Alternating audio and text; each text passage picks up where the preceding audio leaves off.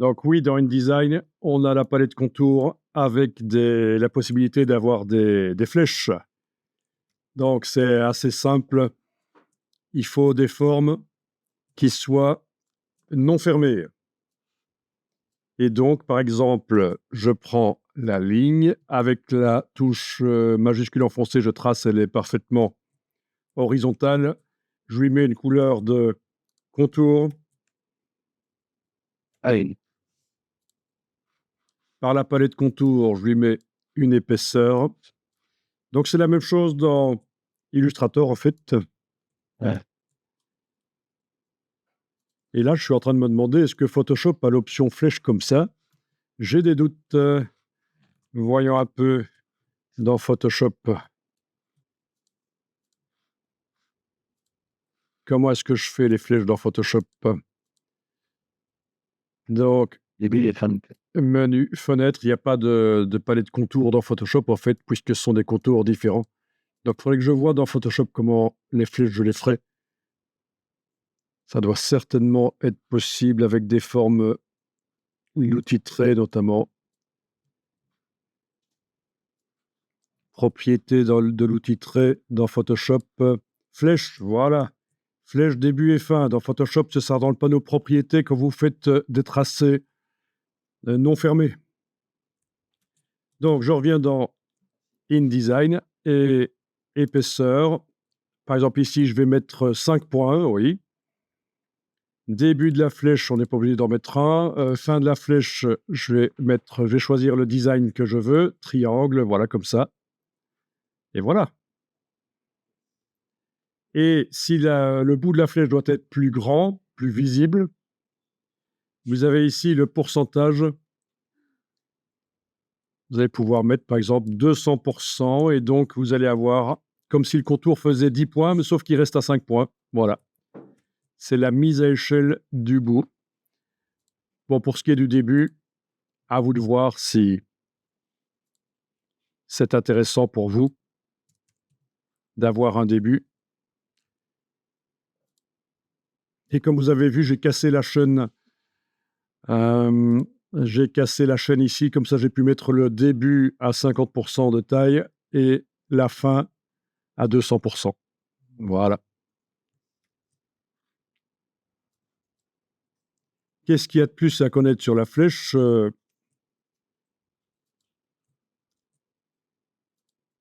Ah oui, l'alignement.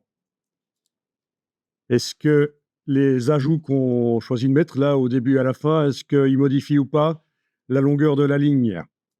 Donc ça, c'est l'option que vous avez ici, l'alignement.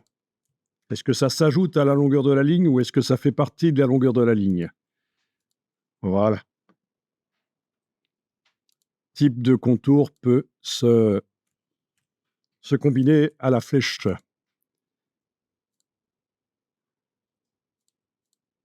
Que dire de plus? Je pense que on est bon là. C'est une seule offre. On est bon. Moi, je vous le dis, on est bon. Assez. Alors ici, vous avez quelque chose qui s'appelle pointe. Ça, c'est typique, on demande toujours à quoi ça correspond. Donc voilà l'explication, une fois pour toutes. Vous l'avez aussi ailleurs dans les logiciels Adobe. Ici, avec la plume, je suis en train de créer une forme triangulaire fermée. Je vais lui mettre une couleur de fond. Voilà, on va mettre ça. OK.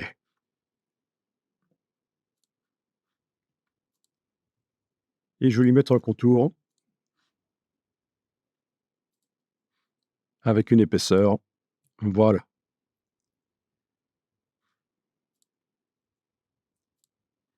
Donc, ce qui s'appelle ici la pointe et qui anciennement s'appelait la flèche, c'est ceci. Il est indiqué 4 fois. Ça veut dire que la longueur, accrochez-vous, hein, c'est pas très important, mais bon, ça peut servir quand même. La longueur entre ici et là ne peut pas excéder 4 fois l'épaisseur du contour. Et ça, c'est le genre de choses qui peut arriver si je prends des points et que je commence à tirer de plus en plus. La la distance, la longueur entre ici et là, elle augmente. À un certain moment, elle va dépasser les 4 fois l'épaisseur du contour. Et là, ça tronque. Voilà l'explication de ce réglage pointe. Et après, rien n'interdit d'aller mettre... Non, l'extrémité, c'est pour les tracés ouverts. Sommet, pour les tracés fermés. On choisit la finition, quoi. Fine. Bien, et si je voulais que ça tronque pas, ben, je suis obligé de... Voyons un peu, de modifier la pointe, mais voilà, 5, voilà. Là, la distance entre là et là n'excède pas 5 fois l'épaisseur du trait. Si je reste à 4 et que je diminue l'épaisseur du trait, ça va régler le problème aussi à un certain moment? Non, non, mathématiquement, ça ne peut pas. Enfin, vous avez compris, hein, c'est ça. Fine. Parce que c'est gênant d'avoir des longues pointes, tout simplement. Donc on tronque. Troncage automatique des sommets.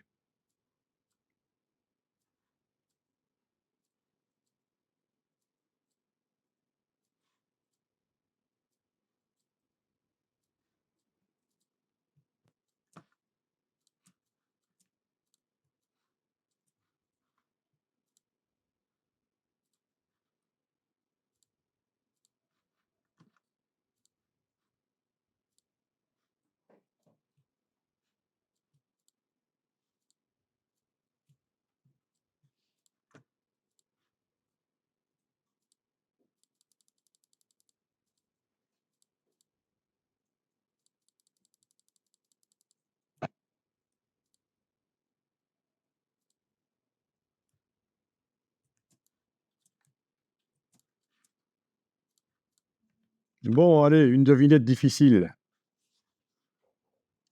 Qu'est-ce que c'est ce qu'on voit là? Qu'est-ce que vous voyez? Dès que je dis que c'est difficile, vous n'osez pas répondre. Une flèche, bien, vous avez raison, c'est une flèche. Rectangle. Et dans quel sens est-ce qu'elle va, la flèche? Elle va vers la droite. Super. Eh bien, c'est culturel. Dans certaines cultures, ça va vers la gauche. Ce sont des conventions, les flèches. Les signes flèches, comme vous les voyez là, c'est des conventions. Et la gauche. Non, rien à voir. Là, la flèche va vers la gauche pour certaines personnes. Les personnes un peu plus pragmatiques que vous, qui sont un peu plus terre à terre, qui chassent avec des arcs, par exemple. Je vous montre. Ceci, ça représente l'arc, la corde. Et ça, le bâton, c'est la flèche. Et donc, ça va vers la gauche. Ah ouais. Tout ça pour vous faire comprendre que ce que vous prenez pour acquis au niveau des conventions, là, les pictogrammes, c'est pas nécessairement pour tout le monde acquis. C'est pas la même chose pour tout le monde. Quelqu'un qui fait vraiment de l'arc à flèche et qui n'a pas ces conventions-là parce qu'il n'est pas dans le monde urbain, pour lui, la flèche va à gauche. Et la flèche, c'est un bâton. Voilà, avec du curare au bout. Si vous voyez ce que je veux dire.